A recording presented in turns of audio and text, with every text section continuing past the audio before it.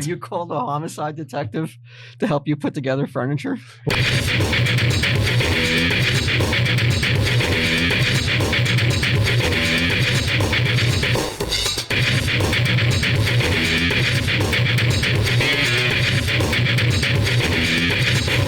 You got a fucking office coat. I got a mule out there.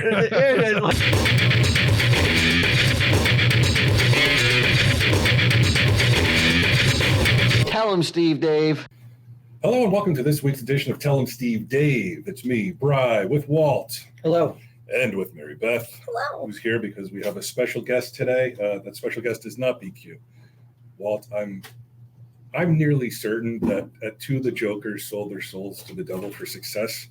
And the payoff is they have to get, I don't say just left the room for some reason. They're going to get COVID every 3 to 4 months for life.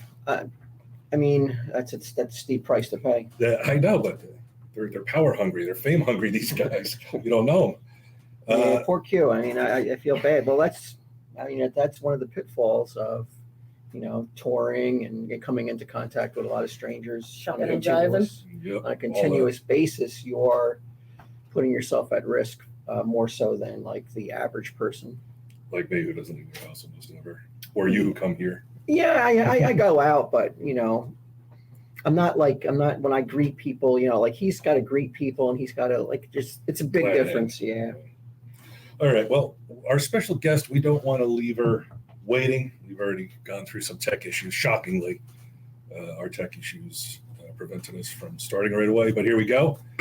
Everyone, I am super excited to introduce Alison Arngrim. Beth, bring her up. There she is. There she is. Hi. Hello. Now, this is Nellie from Little House on the Prairie, Walt. Yes, I'm very much aware. And when I told you that, when our guest booker guy, you're actually the first guest he's gotten. Our other guest was a friend of ours we already knew. And then he tried to get Buzz Armstrong. He tried to get Tom Brady. He tried to, who was it? Oh, Elon Musk. He failed on all fronts. And I didn't care because he got you. And to me, that's way better. I think. Oh, thank you. Yeah. We so this is a comedy podcast. You can say whatever you feel like. It doesn't matter to us. You're all good on your end. I'm trying to think of, this is surreal. It's really surreal. Really I'm like fangirling. And I'm not really in France. I'm pretending to be in France today. I just felt like it. I will be in France in October, but I thought, well, I want to bring up that French stuff in a minute because there was something about your one-woman show. So Alison played Nasty Nellie Olson on Little House on the Prairie from 74 until like 80, somewhere around there, I believe. 81, and then I went back for an episode in 83. It was crazy. Now, Walt is not really that schooled in Little House on the Prairie. He was more of like a Columbo guy. He was more of what would you say, Fantasy Island, Love Boat, which you were on both of them. I was on both Fantasy Island, Love Boat, and my mother had a guest star role on the new Columbo, that later series they did. Mm. So, who was your love interest on the Love Boat?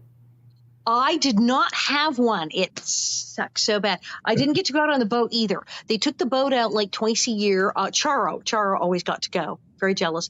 But I had to, be in the studio and pretend to be in a boat. I did not, because I played evil child star Becky Daniels, who's come to film the Becky Daniels show on the Love Boat. You were friends with the daughter of Captain Right, Stubing. I'm horrid to her. She's a fan, and then little Jill Whalen, Captain Stubing's daughter, I make her my stand-in and torture her and dump water on her, hit her with pies and stuff. Episode. Nancy Culp from the Beverly Hillbillies played my Aunt Gert. I love her so much. So that was really cool. It was really fun, but I played an evil child star. I did not, which is a drag because you know who's on the show? That same episode was the big, tall, blonde guy. He was in the original when they did Brideshead Revisited series, British actor, guy named Anthony Andrews, big, tall, blonde thing. So cute, had such a crush, but I was dressed like a 13, 14-year-old child star. So he didn't know I was over 18. And I was like, hi. And he's like, hello, little girl. And I'm like, so yeah, I had no love interest, nor was I successfully able to hit on the handsome male actor on the show. That's enough for me. Very sad. Yeah, I have tons of stuff. Like I was a hooker on Fantasy Island. Does that help? Oh yes. Oh, Did we watch that episode? It was a horrifying episode. It was a horrifying. It was like about human trafficking or something. Jan Brady, Eve Plum, she goes to Fantasy Island. She's the one who goes to the island. And she was pregnant with some mysterious television disease where she's not going to live to see the baby grow up. And they never quite explain how this is working, but there you are. And so Ricardo Montalban takes Jan Brady into the future to see her child grow up. And clearly there's issues that she's like running away and stuff. And then they get to where she's like 18. I'm on the corner. I am on the corner in bad spandex being beaten by my pimp. And she does this quantum leap thing to save me, jumps into the fantasy, even though Ricardo Montalban said, you can't do that. You must never do that. And she jumps into the thing. And so she sneaks into the brothel to rescue me, but not before I get auctioned, a live human auctioned off to a guy named Lucky Eddie for $5,000. And then the place gets raided and I get saved. Where was the island at? Like when you filmed it, what island were you on? There's no island. It's not real. It was a television show. There is no island. Oh. It's a soundstage with astroturf and pretend palm trees and some lovely girls, some models in little sarongs hanging out. That's kind of it. Let me save you the embarrassment, Walt. It was a wig, her curls in Little House. Also the town on Little House, the Walnut Grove. Also not real. There is a real Walnut Grove, Minnesota, in Minnesota. Lovely place. Tiny little place, has a Laura Ingalls Wilder Museum. Lovely. You should visit. It's great. However, we didn't film there. We made a fake town over in gorgeous Simi Valley, California. Gorgeous. Way too hot, but gorgeous. And Big Sky Ranch. And we did a big fake town there where we filmed the show and pretended we were in Minnesota, even though it didn't look like Minnesota, but that's where he did it, and it's not there anymore. I mean, the ranch is, but the villains aren't. So yes, when people say I want to visit Walnut Grove, you cannot. Yeah, they didn't. Do you love Burst in Their Bubble? Does that little bit of Nellie come out? So you're like, isn't that terrible? I know. I'm just the worst. Like, it's not real. It's not real. But that is like, okay, so got this, read it, awesome book. I can't recommend it enough. If you're, again, I apologize for my friend Walt. He's not a Bonnet head like my wife and I, Maribeth. But if you're at all into Little House, it's a great book. Like, and a lot of stuff about like your upbringing that was incredibly interesting. Like, yeah, I mean, I had a heck of a time writing it. I thought, well, it's like throw in everything and the kitchen sink. Yeah, Confessions of a Prairie Bitch: How I Survived Being Nellie Olson and Learned to Love Being Hated. It's so true. Yeah, I had been talking about stuff in my life in my one-woman show and telling more and more stories, and with my work with Protect, talking more about my childhood and difficult times. And as you know, in the book, during the time I was writing, a lot of people were dying. I lost my mom in 2001 and then my father in 2009, right before the book came out, and all this stuff was going on. I thought, well, I guess this is all going. It's just all going in the book. But I also talk a lot about seriously the day-to-day, minute-to-minute, what it was like on the set to actually make this show, which people do, they find fascinating. People are fascinated by Little House 50 freaking years later, but they want to know, they go, how did they do that? Why is there snow? I know there's no snow. You're in California. Why? How? What you were in did you actually nearly drown in a river? How did you do that without drowning? And so, yes, I go into detail on all that stuff. And this show is, you do it throughout America, and you said earlier, because you have the Eiffel Tower there, you also do it all in French? Yeah. I started doing, my show, God, way back in 2002. I started doing a show where I tell all true stories. I've been doing stand-up since I was like 15, and then I started a whole one-woman show where I tell all true stories. We have a question and answer segment, which people love. I have cards that say "Ask Alison anything," and so I started doing that. Very successful, and then I was doing it just everywhere. And then I went to France, and they were like, we could kind of do this, and I'm like, I would have to learn to speak French. I have high school French. It's not that good. And they're like, well, you could go back to school. And I went back to school, and this guy wrote this adaptation, this guy Patrick in France wrote this adaptation of my American show, but in French. Like, this joke, it makes no sense in French. We take this one out, we put another in. And so made up this, it was brilliant. And I did that. And then we had a new show called Mal au Trésor de Nellie Olson, which is Nellie Olson's Trunk of Treasures. That was really silly. And we have a new show en flamme. It was Nellie Olson allumé les années 80, but now it's actually Nellie Olson en flamme les années 80. Nellie Olson sets fire to the 1980s.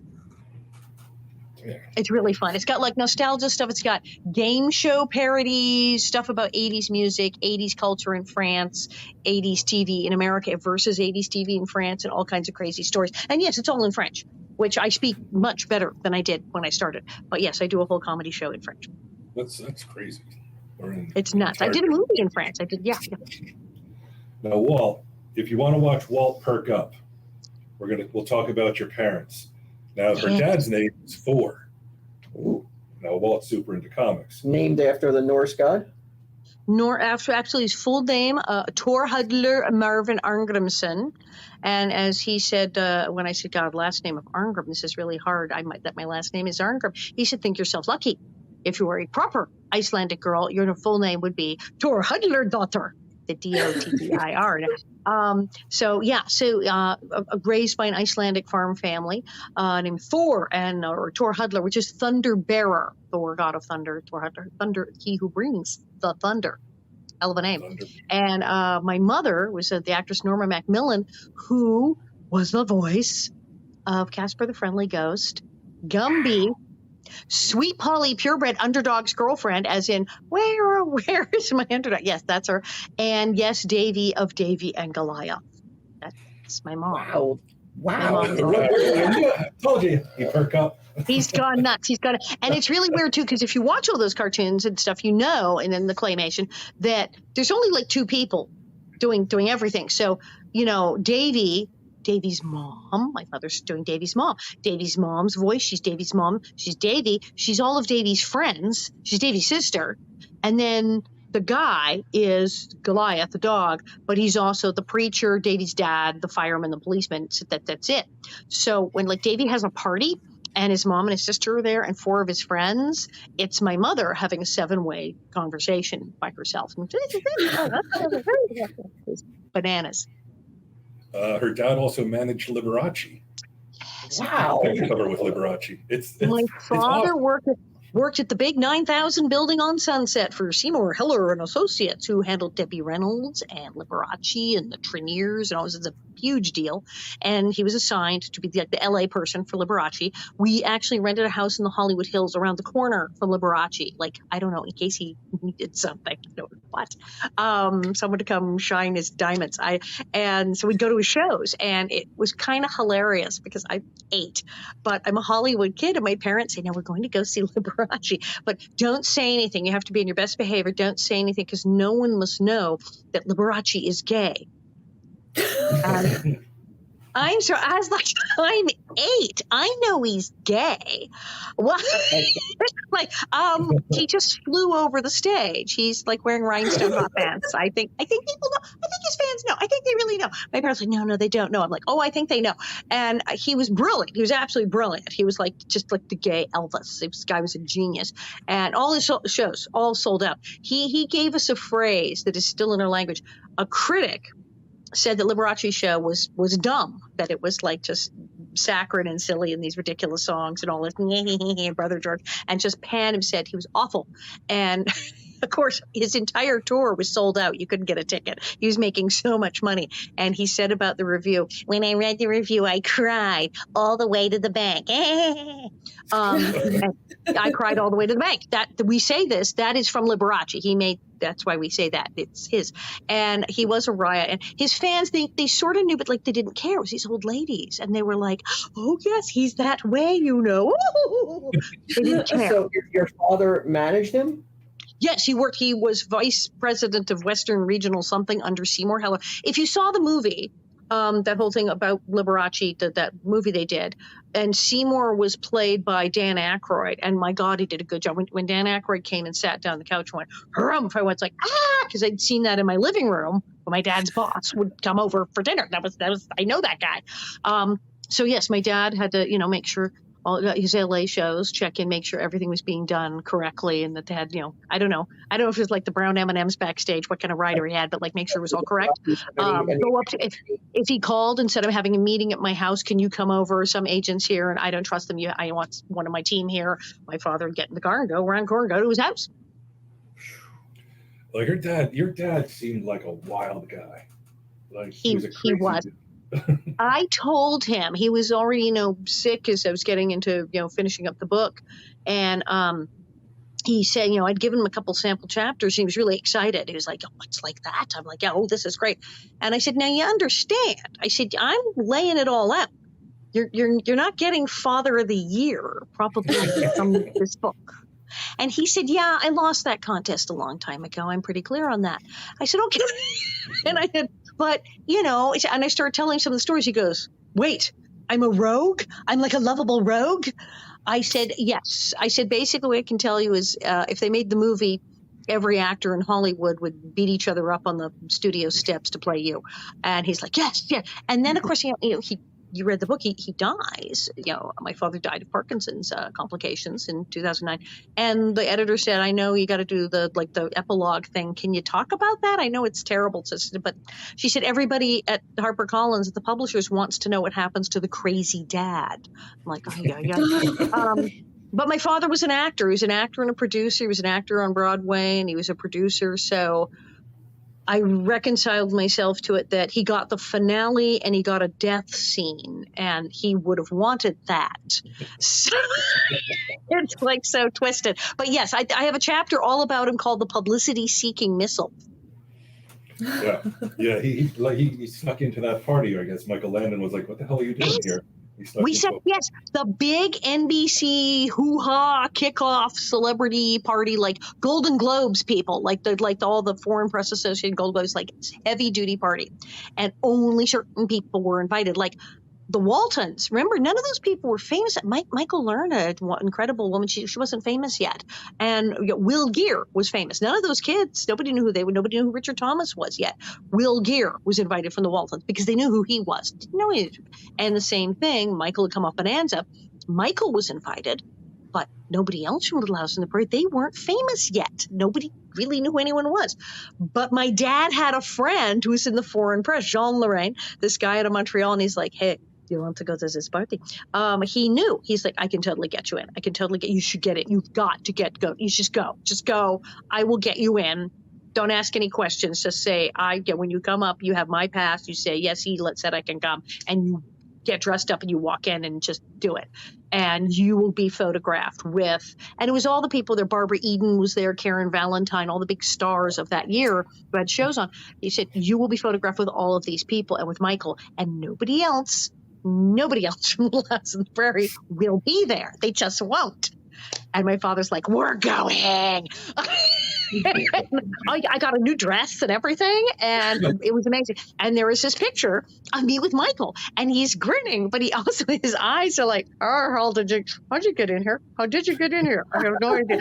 And it's just like, okay, you people. So yeah, it was hilarious, right? My father would go under the door, over the transom, whatever, to like get that publicity, get that dollar. Yeah. That's he might have been the hardest working guy in Hollywood at the time. I mean, it seemed like he did a lot of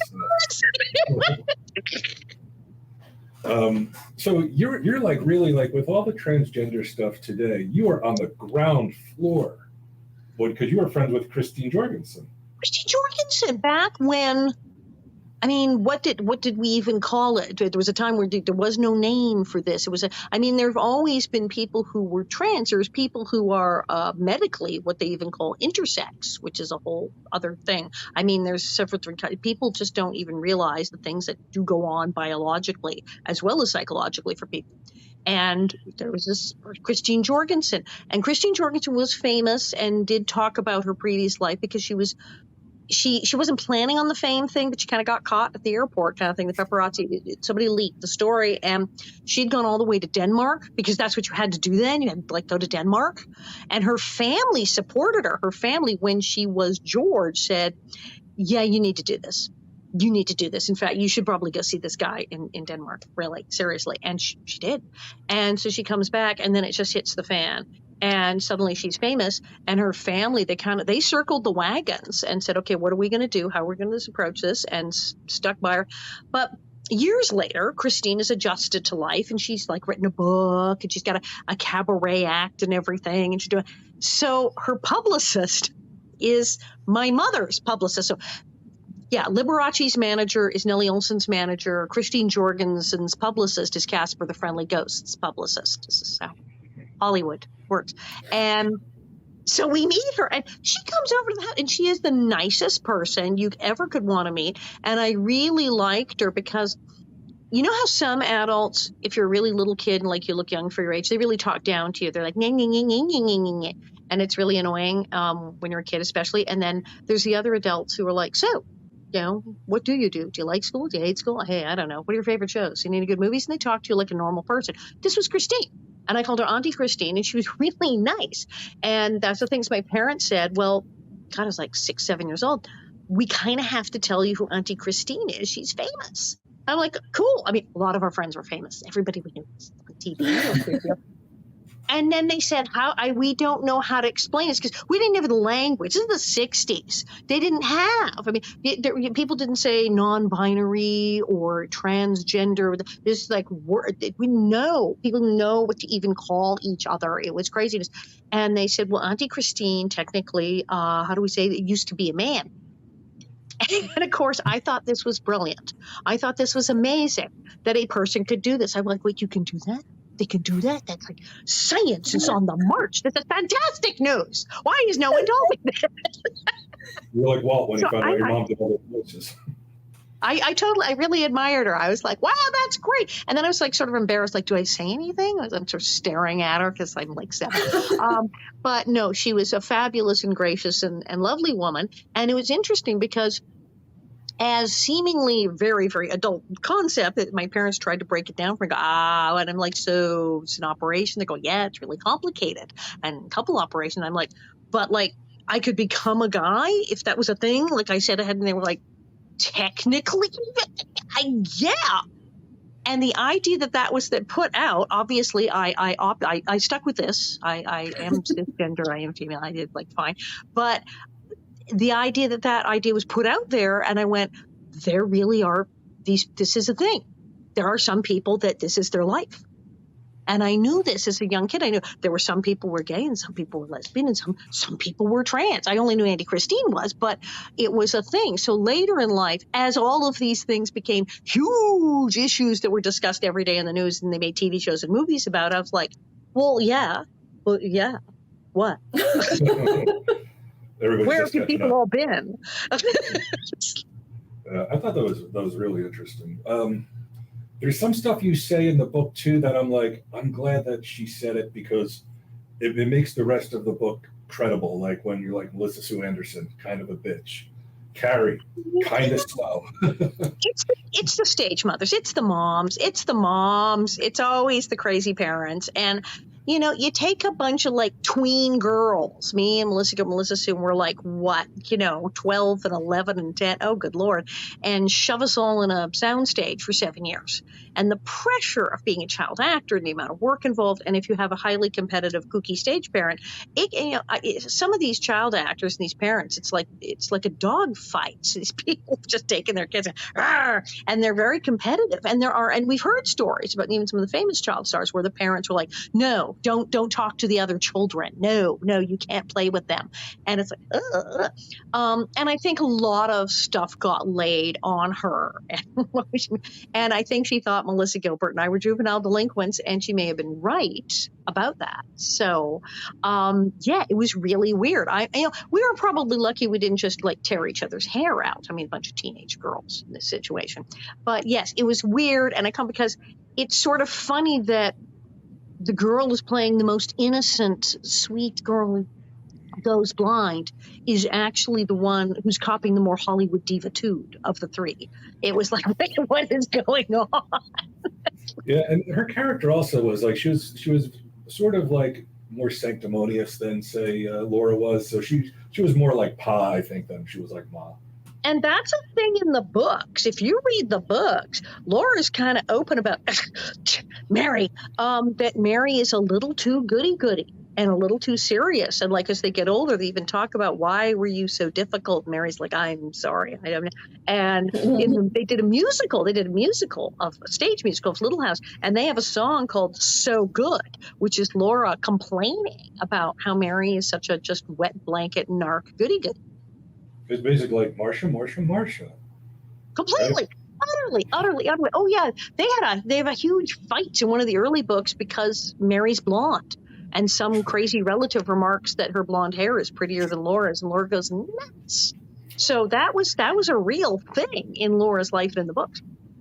Do you think Pa Ingalls was the Mike Brady of the frontier? Kind of, right? Had the hair with it. Truly. And of course it's interesting because we talk about, like, it's so great. You have three levels. It's like, what with Star Wars, you have the comic books, and you have the cartoons, and you have the other videos, and you have the movies. You have what is canon and what is not.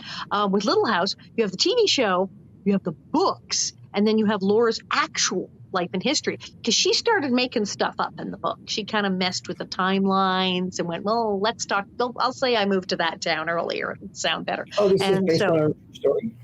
Yeah. This is my favorite part. The people at the Walnut Grove Museum said they love this when women who know all about the show and the books are there in the museum and have dragged the boyfriend along. And about an hour in, he turns around and goes, "This shit's real?"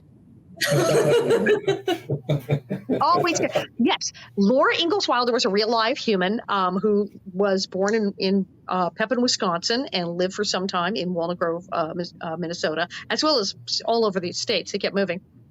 And she eventually settled in Mansfield, Missouri, where she, with her husband, El Manzo, she sat down and said, hey, I should write these books. And her daughter, Rose, was by then an author, was like, Mom, you got to write about those farm stories. It'll sell. And she wrote Little House in the Big Woods and Little House on the Prairie and Farmer Boy in Little Town on the Prairie, and blah, blah, blah, like 9 of them. And eventually what happened is a guy named Ed Friendly was shopping it around to networks trying to sell a show of it. And then Michael Landon came off Bonanza and went, that, I want to do that. And suddenly we had Little House in the Prairie, the TV series with Michael Landon. The books came out in the 1930s during the Depression and were insanely popular because the Ingalls were poor in the 1800s, so now everybody was broke in the Depression, so they really dug the books. And then in the 70s, we had a recession and people didn't have any food, and they really dug the show. So it all just kind of worked out seamlessly and was a gigantic, massive hit. But yes, there really was a Laura, and she had a daughter named Rose. Rose did not have kids. There's a lot of cousins, people who were descended from the cousins. Nellie had a bunch of kids, and I actually was on the phone once with, I believe, my grandson. There are Nellie descendants walking among us.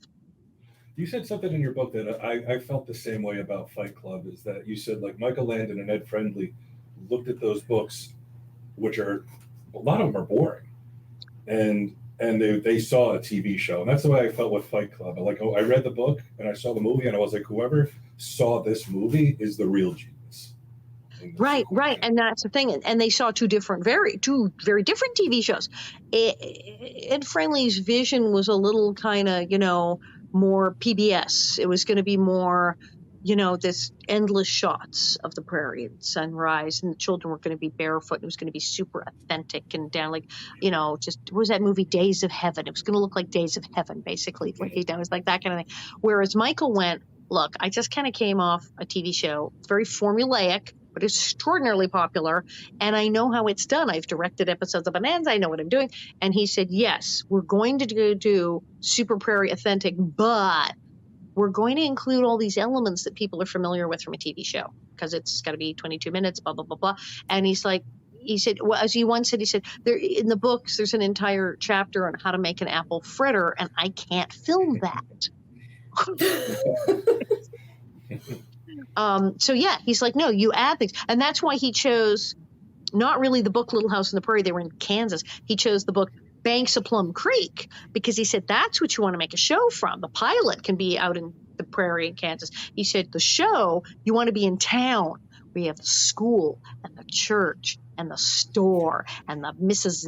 Mr. Olson and the doctor, and you have these people who make up a town for the Ingalls to interact with, and you have an enemy, you have Nellie, you have all this excitement.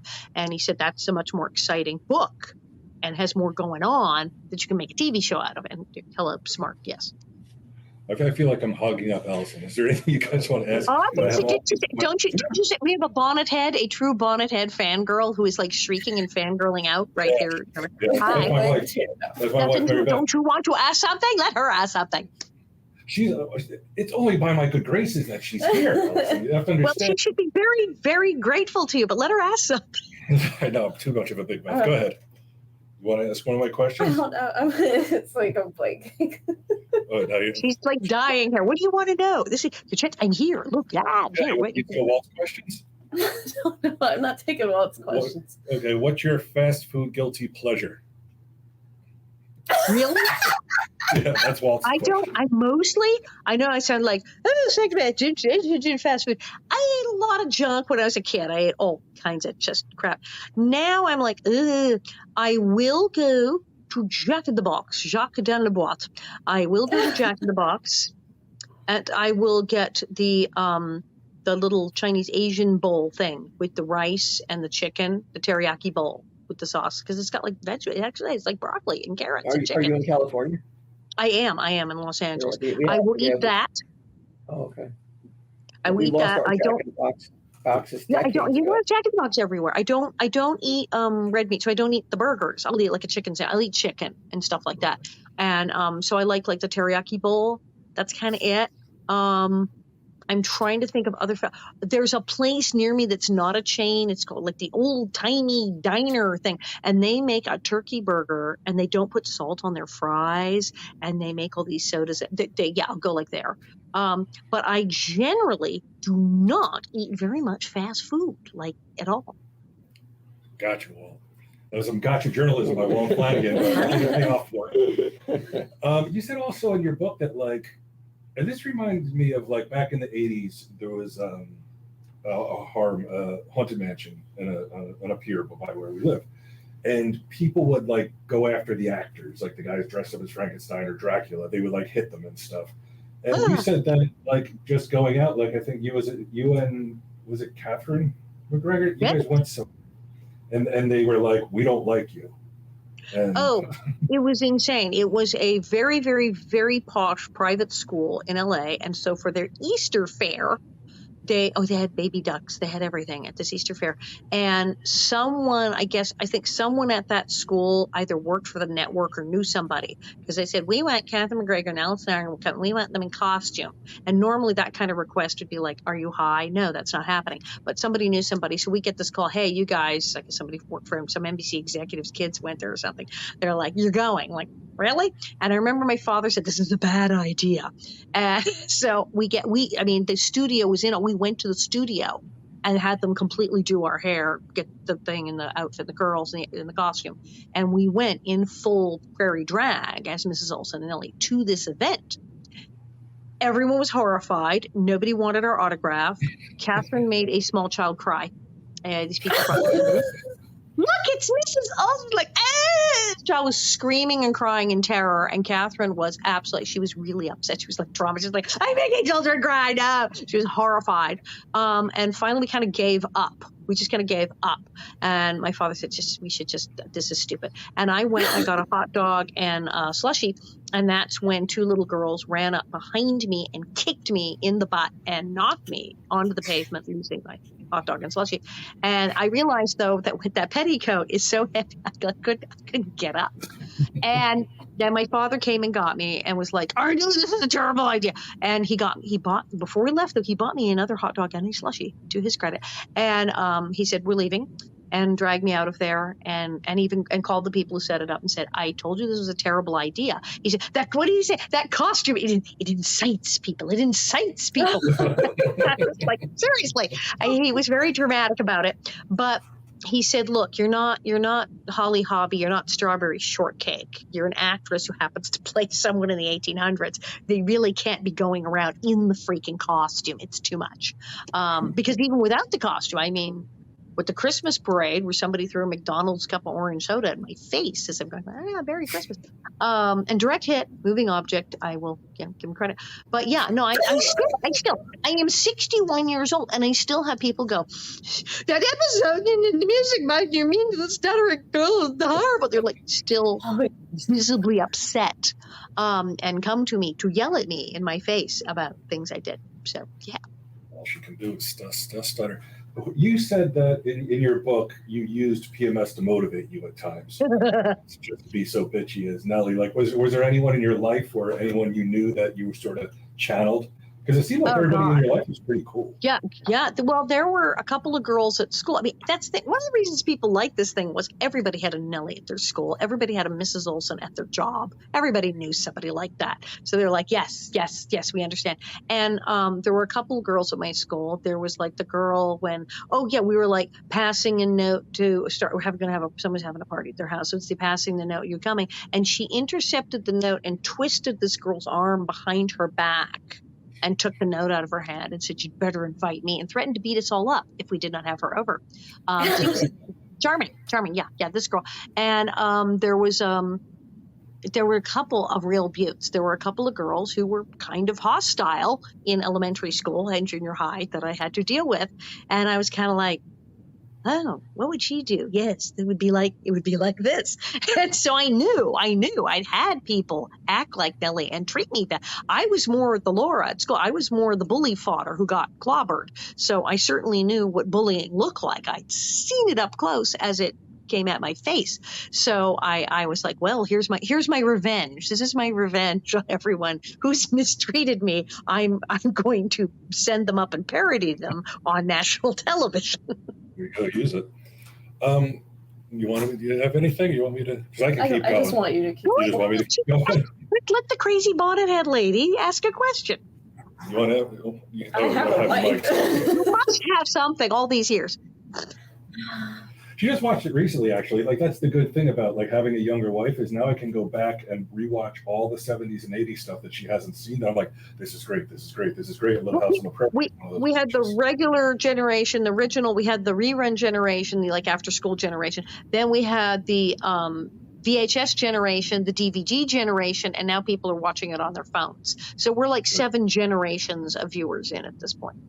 What day did it? I recall it airing on Sunday nights. Did it air on Sunday nights through its entire run? No, it started on Wednesday nights. September 11th, 1974. It started on Wednesday nights, and then we moved to Monday, which was scandalous because we thought we were done for. We were a hot show, so NBC was playing with the board going, how can we compete against it? And they moved us and put us opposite Rhoda and Phyllis. CBS. And I liked Rhoda and Phyllis, and they were big hits. And I thought, well, we're going to get clobbered. And we clobbered Rhoda and Phyllis. They changed their time slots because it was too awful. That was a CBS show, right? Rhoda and Phyllis. Yeah.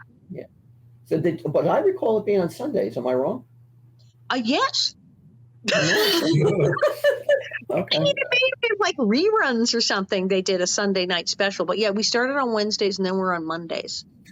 So you pretty much, there was only the 3 channels. So like, what was the competition for all those years? Like, who were you up against that you guys? There was like Monday Night Football. There was Rhoda and Phyllis. Oh my God, there was Mel Brooks had a show. What was it? When Things Were Rotten. And I was I really liked that. I wanted to watch that. I was like, I'm on.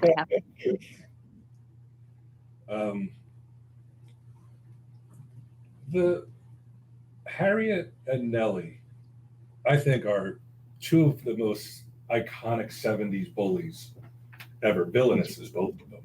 Thank you. Did anyone ever psychoanalyze Nellie? Not officially, but I've noticed that over the years, people do have a slightly different attitude. Back in the 70s, it was just, well, she's just bad. She's bad. She's mean. Really. And then like 80s, 90s, it was sort of high camp. Well, she's bad, but she's baby Joan Collins. She's a bitch. Yeah. And they kind of liked it. And now, I mean, when I was in France, I talked about that in the book that blew my mind. They all started having this discussion like they were analyzing Nellie. And they said, she was a child without a smile. and that Nellie was jealous and lonely because here was Laura who had Pa and Ma Ingalls for her mom, and here was Nellie with Mrs. Olson, and here was this lovely family, the Ingalls, and here she had her stupid brother Willie and everything, and she had everything materially. She had, she was rich, but she didn't really have real friends. And she didn't have the parents Laura had, and people liked Laura and didn't really like Nellie that much, and she was insanely jealous, and that's why she was acting out. And now people tend to say, well, of course that poor girl was like that. Look at her mother. My God, her mother acting like that. That poor child, and she was jealous. She couldn't help herself. So like now people are more sympathetic. They kind of think about these things, going, well, I mean, the mom's crazy. Really, if you act like that, your kid, of course she's going to be that way. What do you expect? Yeah, but then you have Nels, who's so even, like beyond even keeled. He's trying to be nice, and he's being very modern. I mean, he's trying not to. I mean, he threatens to get the belt and go all 1800s and beat me, but you never see him do it. And that even when he said that's it, that like once we got up there, he's like, well, you really need to change your ways. I'm so totally not beating you. He didn't do it. They're being very forward. He did have weird episodes, though. Like one of the strangest and most enjoyable episodes is The Legend of Black Jake, which is like later on in the series. It's so out of nowhere. Like it has nothing to do with anything. And we had stuff like the James brothers show up, and I'm not sure timeline-wise if Jesse James, if that was even physically possible. It was like, what? Yeah, we got. Oh, and the famous Jump with the Shark episode and it was meant to be stupid, where this guy comes in and is explaining the concept of chain restaurants and tries to have Mrs. Olsen notice. Don't tell him chain. And at the end of the show, a guy dressed up as Colonel Sanders gets out of the buggy. It's like, hi. And it's like, get away. Yeah. And it's like, ha, KFC. Stuff like that. Like, there are moments though, like when we watch the show and like I watch it and I look at your eyes, like when you're interacting with someone, and I'm like, Nellie is a sociopath. Like there's no fucking doubt about it. Like the minor shifts in your expressions in your eyes, I'm like, that's a fucking good actress, man. Thank you. And people are catching the little subtleties now. Like they're noticing the difference between like me and like Nancy, my horrid adopted sister. And when I met her, she even said she grew up watching the show. She had watched me.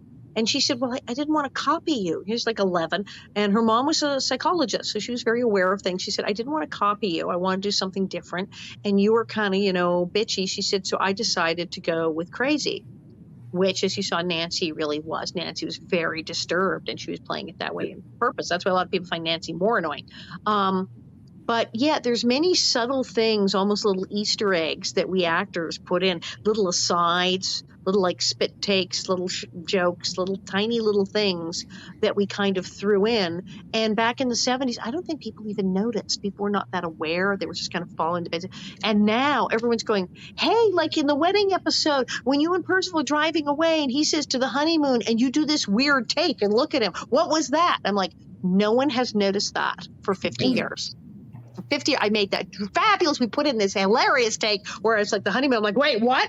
And it's freaking hilarious, and nobody has commented. 50 years later, people are like, oh my God, that was funny.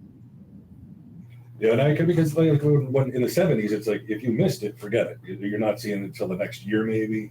Right. Well, that's it now. It's streaming. It's on. People are. Oh God, the bloopers thing. Everyone is going crazy. So did Albert die? Because Albert was going to be a doctor, and then Albert dies of drug. When they wrote it, they never thought you would watch the two episodes back to back. Those episodes were years apart. They had no idea what was going to happen down the road. They went, what are people going to do? Watch the episodes all together and compare them? No, they didn't know. So they went, well, I guess we're going to kill him off now. Didn't we have something in the narration that said he became a doctor? Yeah, but who the hell's going to remember that? Yeah, there was a lot of, there were quite a few like convenient things, like they would tackle stuff like racism, like Joe Kagan, like they don't want him going to church, and then finally like the community accepts him.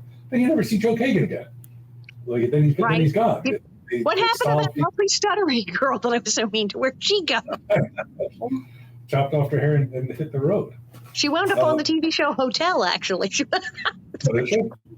Yeah, Katie Kurtzman. Got something? Oh, I thought you were going to say something. Nancy, I saw, is more of like a psychopath. She was, like you said, she was truly crazy. And there's a moment where, like, when she goes to get adopted, it really kind of reminded me of Dexter. When Harriet... We should pretend, like, yes, mother, yeah. Yeah, and Harriet's like, don't worry, I know what you are. That's so creepy. When Harriet sits outside that door and goes, I know I didn't. I knew she was spoiled. I spoiled her, and I know I spoiled her. I will spoil you. That's like, oh my god! Yeah, I love that scene. Yeah, she's so fun to watch on that show. Like she and like the way you described her in the book and in some of the YouTube interviews that I've watched. Bananas. What was it? Absolutely bananas. And she was stunningly pretty off camera. Someone recently on Facebook found some old pictures and put them up. More like, wait, Catherine McGregor was beautiful. Like, yeah, she was uglied up to be Mrs. Olsen. She was so gorgeous in real life. She was tall. She was beautiful. She had this long black hair. She said when she was really young, she had long black hair to her waist and wore bright red lipstick and like Chinese dresses, like Dragon Lady. And she had long black hair and she was really quite attractive and very well dressed. And one day after school, because we all lived in the same neighborhood. Like I lived here, she lived this many blocks over and up, and Richard Bowl lived this many blocks over and down. We were like within walking distance. So was coming in from school, and a friend of mine from school, this boy who was about 13, and we ran into Catherine in the street, which is a common occurrence. And so I was like, oh, hi, how you doing? Yeah, I was shopping, blah, blah, blah, blah, blah. And she goes on her way. And this poor boy, this 13-year-old boy from junior high, he's staring at her like, and he gets all like weird, goes, is that like a friend of your mom? It's like, the Stacy's mom has got it going on kind of thing. He's like got a crush. And I said, oh, I'm sorry. Did you not know that's Catherine? He's like, who? I said, Catherine McGregor. Who's the woman who plays Mrs. Olsen, on the show? He went, totally traumatized because he'd like fallen madly in love with her in a few minutes. And he'd like, the idea that was Mrs. Olsen upset him. They did things where like I really didn't like what they did with your character in terms of like Percival shows up, he's going to straighten out the restaurant, but then he ends up like straightening you out to a point where like you become a Stepford wife basically. And like redemption through marriage, kind of like. I like that they clearly were madly in love. I mean, that was one of the things that people were like, oh, Percival and Nellie, it's like kind of hot. They have a relationship here. And I adored Steve. But yeah, that last year, I was just kind of like, coffee, lamb stew. Would anyone like toast with that? I was like, what is happening? Why? And I kept hoping I'd have a relapse. They could have an episode where I go nuts and have a relapse. And Doc Baker has to be called in. But they didn't, and they weren't sure what to do. They weren't. Once they'd done that, they did a huge thing when I first was getting nice, and then I had the babies. It was like, yes, this is brilliant. We bring in his family and the whole Jewish thing. And then they just went, I don't know what to do. Well, now she's nice. She's now like every other woman on the prairie, and she's making food, and we have no idea what to do with this now. And I was like, I'm just treading water. What am I doing here? I am not. There's 10 other women on this show going, more coffee. I don't need to be here. Right. Yeah, you said like they weren't willing to cough up any more money in terms of. Well, they sent the suits, as they say. The suits were, and they were just like, this is how much it is. It was also, I think that if they'd said the show's only going to get 2 more years to sign for 2, I probably would have said, sure, 2 years, whoop-de-doo. But they wanted us to sign for like 5 or more, like a long time. And my father was teasing me, saying I was going to wind up like, Miss Kitty on Gunsmoke. I was going to be there forever. So I was like, it's like time. It was time to move on. Yeah. I also watched I Married Wyatt Earp. I did you all watched? You got through the whole thing? Oh, yeah, I did it. You survived I Married Wyatt Earp? Oh, my God. I did. I was able to do it. Wait. Climbing over rocky mountains, skipping rivulet and mountain passing where the rivers quiver, will be queens and make decrees. They may follow them who please. Yeah. Marie Osmond taught me how to do that. Marie Osmond taught me to dance. I didn't know what the hell I was doing. I got that thing because they were like, we want Alison Arngrim. And she's from the Prairie. It's just they called my agent. It was like there was no audition. So it's like, show up. I'm like, great. They paid a bunch of money. It was lovely. And so I'm in Arizona. And there's Marie. And there's these girls. And there's like, oh, there's a dance number. I'm like, what? And it was a dance, and they're doing this whole thing, and the choreographer leaves, and I'm sitting there going, and Marie sees it. She's like, you have no idea what to do. You don't. I don't dance. She's like, okay, come with me. And Marie Osmond drags me up on stage. She gets down on the floor. She grabs my ankles and puts my feet and goes, put your feet like this. And I'm, okay. And she just stay like that. And then she poses me, takes my arm. She goes, make the letter C. Yes, to this. Very good, very good. Just curve. And she teaches me this. She puts me in position. She says, no, stay like that. Don't move. And then she says, okay, play the music. Now she says, just follow me. Just follow me. Stay kind of like your, and just do whatever I do. Just look at my feet, do whatever I do. And she taught me literally how to dance and how to do this entire routine. And she said, you're singing, you're lip syncing to track. Don't even worry about that. And then when we got to the big my solo, we'll be queens and make decrees, baby. Follow it, that whole thing.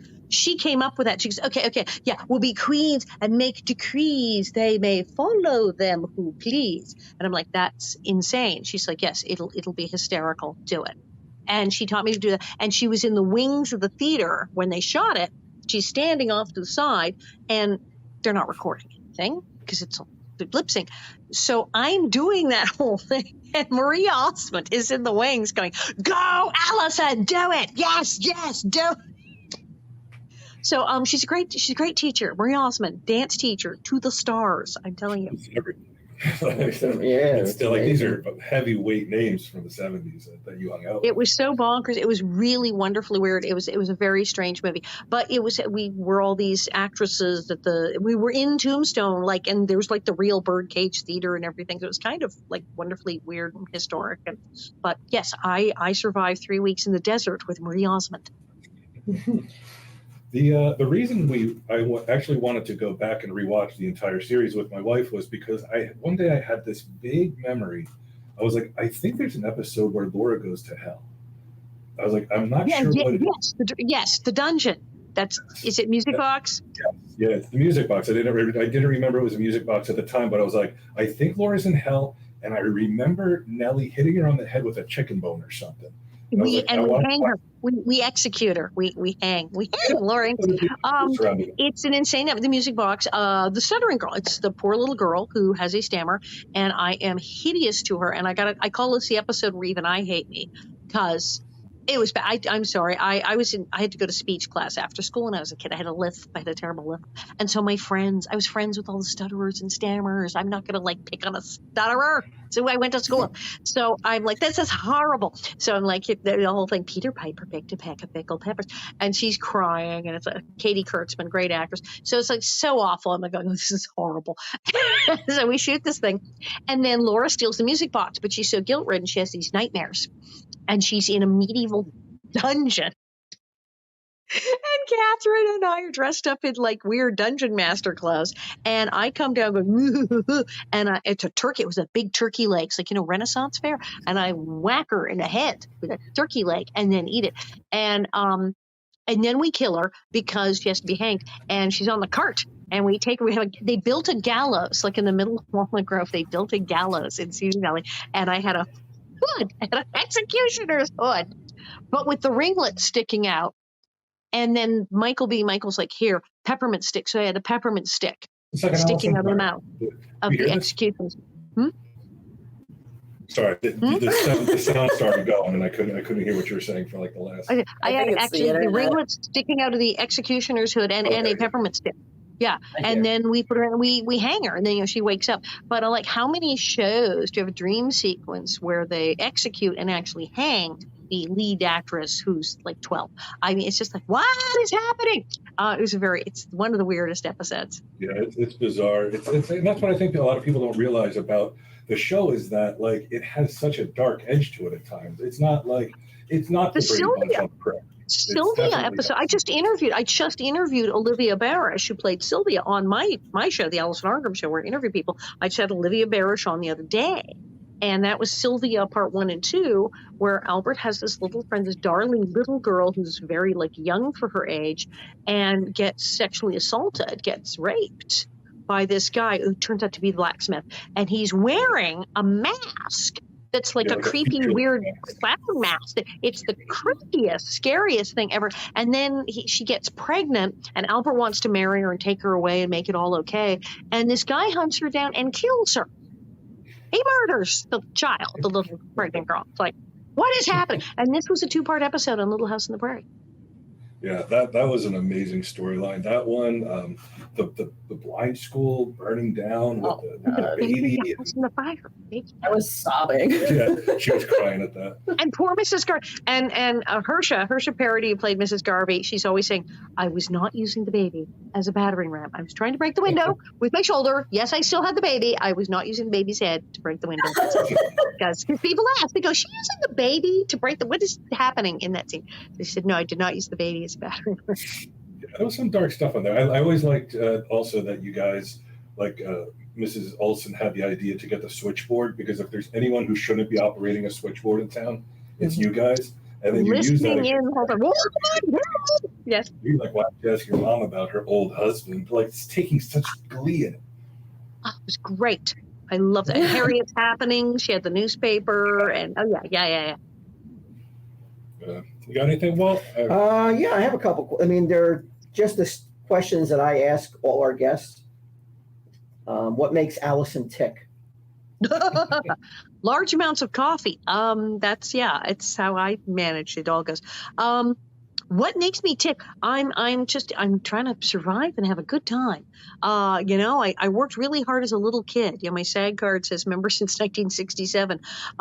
So now at 61, it's like, okay, I'm going to do stuff. I still work, but like, do I want to do that? Is it fun? Will it be fun? Does it pay? Does it pay? How much does it pay? Is it interesting? Is it amazing? I tell people, independent film producers, go, send me your script. Send me your scripts. I will read them. Is it a good script? Is it well written? Okay, good.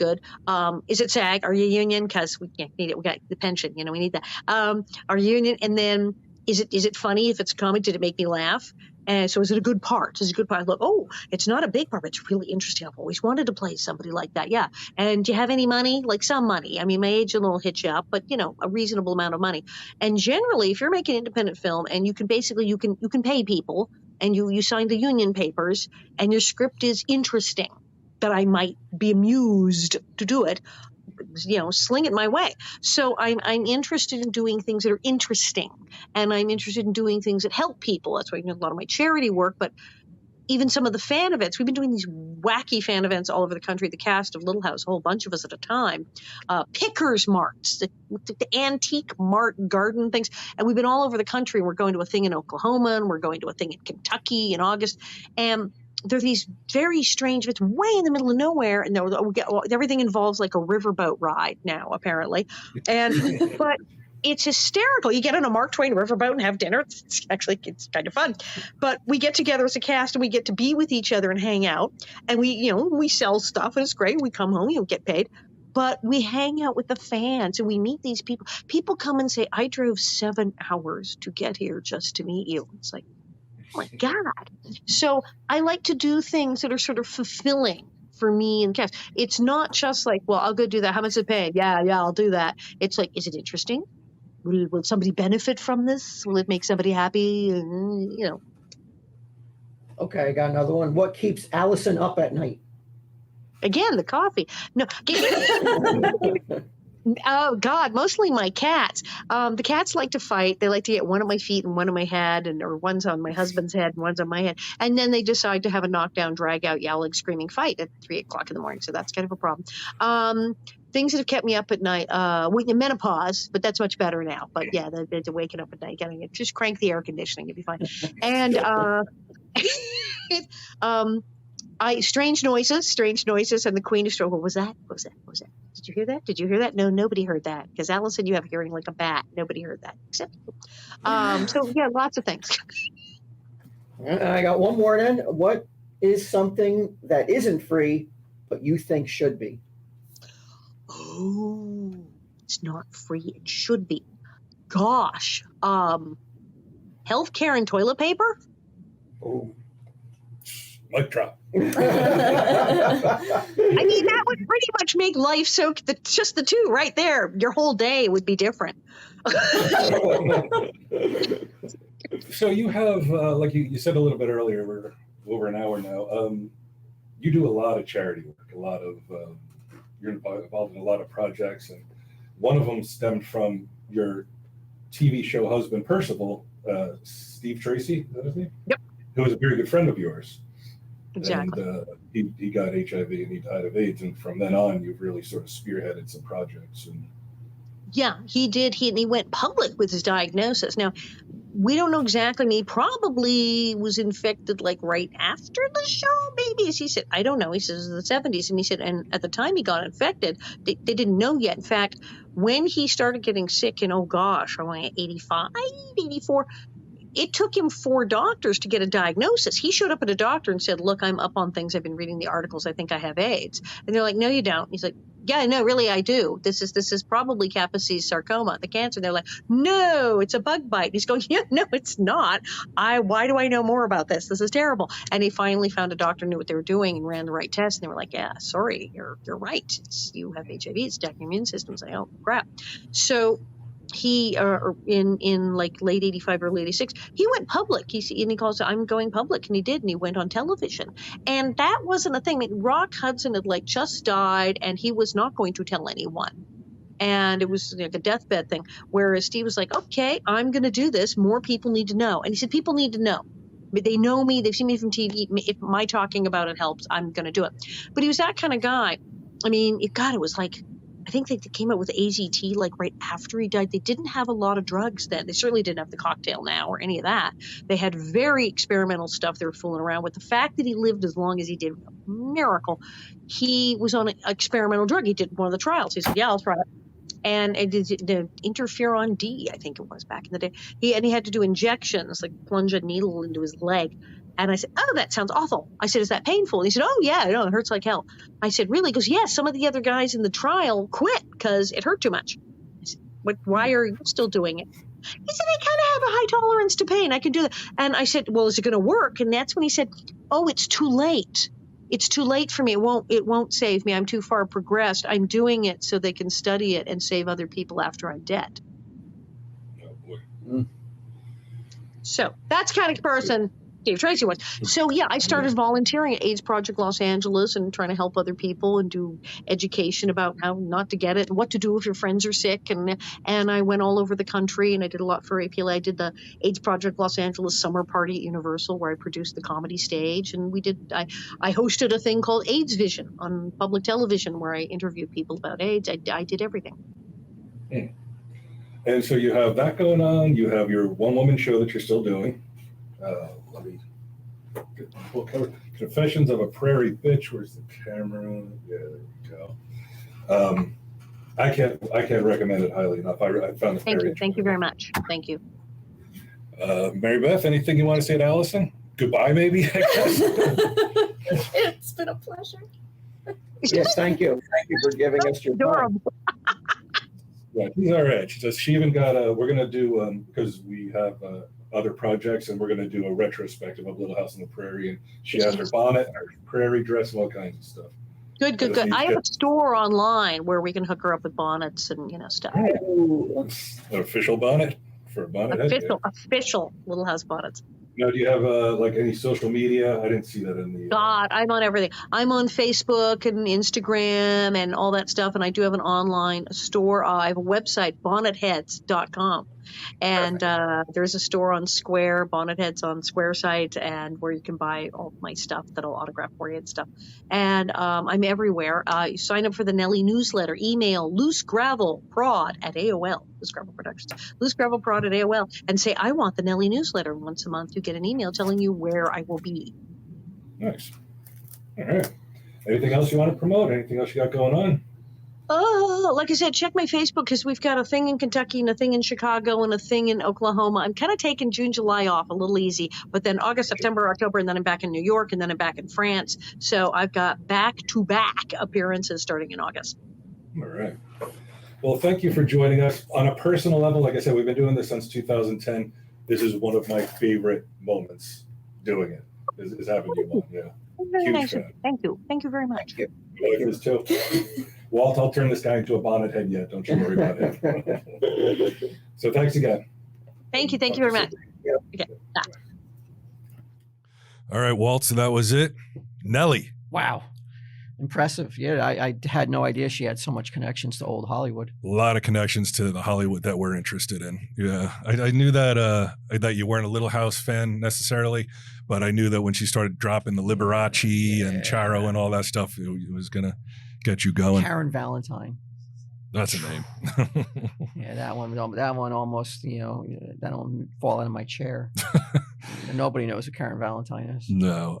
What almost made me fall out of my chair was Maribeth stone silence for an hour. What the fuck, man? No, it's Nellie. Had Nellie on. You were so excited the whole way here. I am excited. You know what you have still to get excited. You know what we got to get excited about, Walt? Let me just tell you. She would never make it as a podcaster, you think? She's too emotional. Yeah, I mean, I'm sorry. I don't know if tears are the appropriate response to I might have to break the bad news to Nellie. We're not going to be doing that Little House retrospective after all.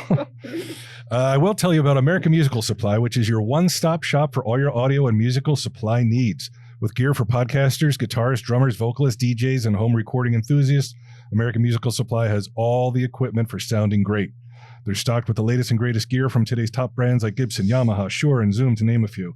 And whether you're a beginner or a seasoned pro, AmericanMusical.com has a variety of products to suit every skill level.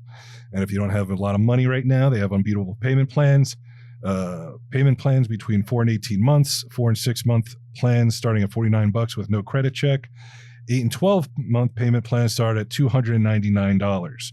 So shop at AmericanMusical.com and can expect fast and free shipping on nearly all products because they have top gear in stock at 4 warehouses across the United States, and most United States deliveries take only 1 or 2 days. Also, need I mention, and operated. American Musical Supply has over 30 years of award-winning customer service. Their gear experts are sitting by and would love to help you find the recording, production, and performance essentials. So visit AmericanMusical.com today. Apply promo code TESD at checkout for $20 off a purchase of $100 or more. That's $20 off using the promo code TESD at AmericanMusical.com. So that's probably it for this week. Troy come over and he put together some furniture for me, some patio furniture. He helped me. he went to a concert. You called a homicide detective to help you put together furniture? Well, if he can figure out cases and clues and shit, surely he's good with instructions. You got a fucking office coach. I got a mule out there. You're not, I guess there's just no crime or. Yeah, he was like, everybody's cool today, no problems. No, he brought his wife and daughter. He dropped them off at the Meadowlands because it was a Taylor Swift concert.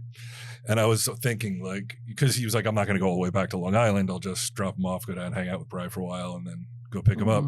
And I was that moment, I was like, I'll bet you Walt would be so glad to be bringing his daughter to a concert that has 3 or 4 people at it rather than 72,000 people trying to leave Secaucus at the same time. That's a major, major concert, man.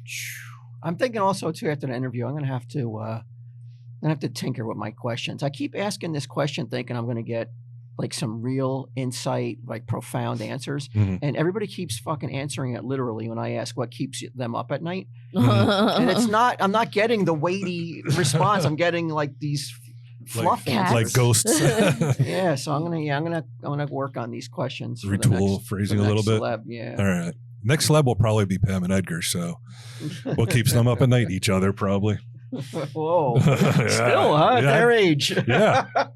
Yeah. Patreon, top tier.